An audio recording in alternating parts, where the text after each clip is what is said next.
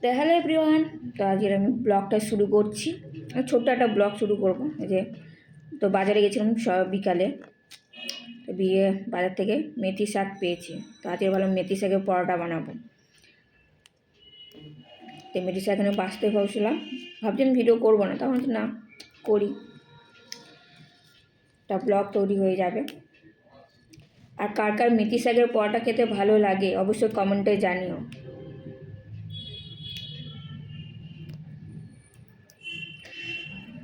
আচ্ছা, আর শীতকালে হচ্ছে যা খুশি তাই খাও, প্রচুর অ্যাভেলেবেল পাওয়া যায় বাজারে সব রকমের নতুন নতুন শাক। ঠান্ডার মধ্যে দারুণ লাগে মেথি শাকের পরোটা। এই জন্য চাটনি মাছি পরোটার জন্য দেখি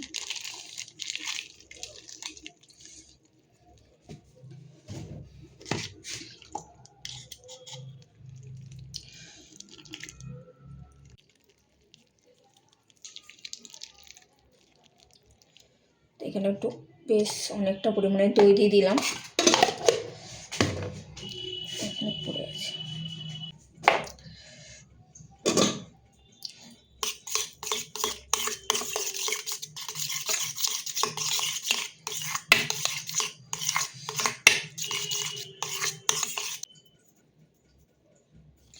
নুন দিয়ে দিচ্ছি, আর দিয়ে একটু সামান্য চিনি, 1 চা চামচ মতো।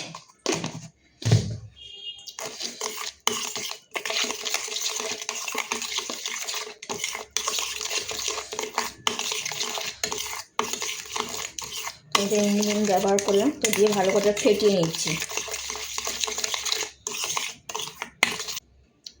এর মধ্যে দিয়ে দেবো ধনে পাতা আর কাঁচা লঙ্কা 5-6টা, রসুন আর একটুখানি দিয়েছি আদা, দিয়ে বেটে নিয়েছি।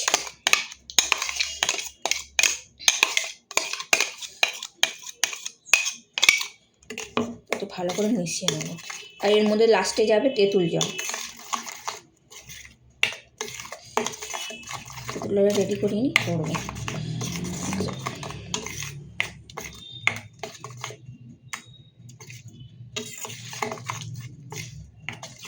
তো চাটনির কালারটা এরকম হয়েছে, আর তেঁতুলের রস দিলে আর একটু চেঞ্জ হয়ে যাবে, পরে আবার দেখাবো।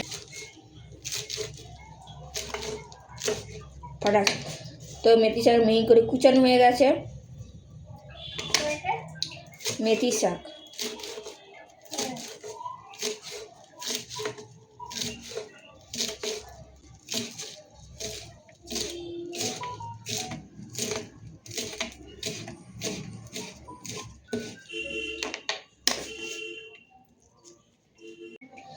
তো গাইস, তাদের মেথি শাকের পরোটা করবো। তো মেথি শাক হচ্ছে কুচিয়ে নিয়েছি, এই যে ঝিরিঝিরি করে। তো এবারে ফুল রেসিপি, এখানে আমি 3 জনের মতন বানাচ্ছি।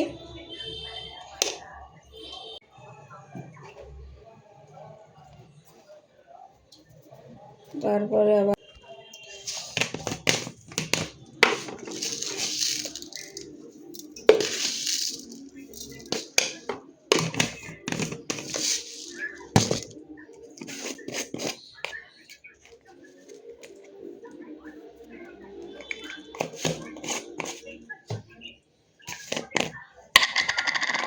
দাঁড়িয়ে যা মশলাগুলো দিয়ে নিই। লঙ্কা কুচি,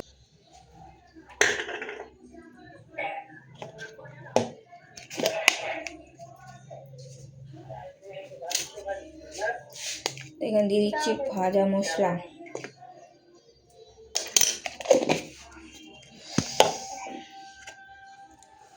ধনেপাতা কুচি, আর দিয়ে দেবো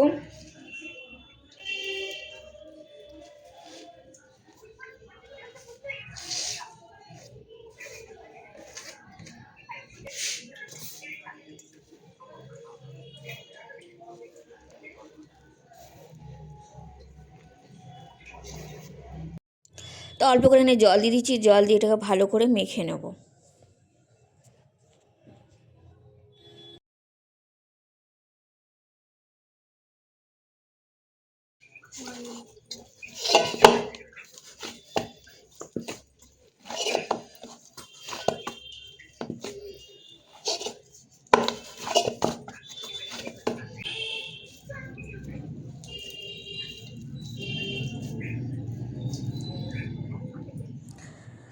তো এখানে আমি গোল্লা পাখি নিয়েছি 6টা মতন, এগুলো বেলে নেবো এখন।